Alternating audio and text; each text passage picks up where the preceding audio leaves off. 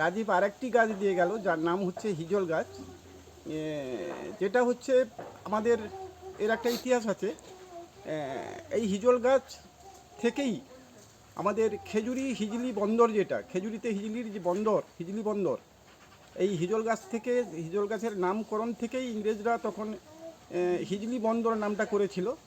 সেই গাছ আজ বিলুপ্ত প্রায়। ওখানে কয়েকটি, হাতে গোনা কয়েকটি গাছ আছে।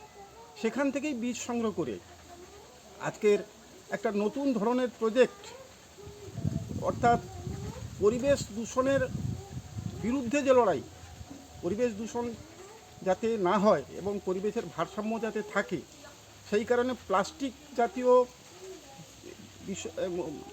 যে খোলের উপরে গাছ রোপণ করা হয়, সেই গাছগুলো আজকের সেখানে না করে ডাবের খোল, ডাব খাওয়ার পরে যে ফেলে দেওয়া হয়, সেই খোলটার মধ্যে মাটি দিয়ে বা বিভিন্ন রকম উপকরণ দিয়ে গাছটাকে, চারাটাকে তৈরি করা হয়েছে। বীজ পোতা হয়েছিল, বীজ এনেছিল ও সেখান থেকে, তা সেইখান থেকে চারাটা হয়েছে। সেই চারা আজকের আমার হাতে দিয়ে গেল।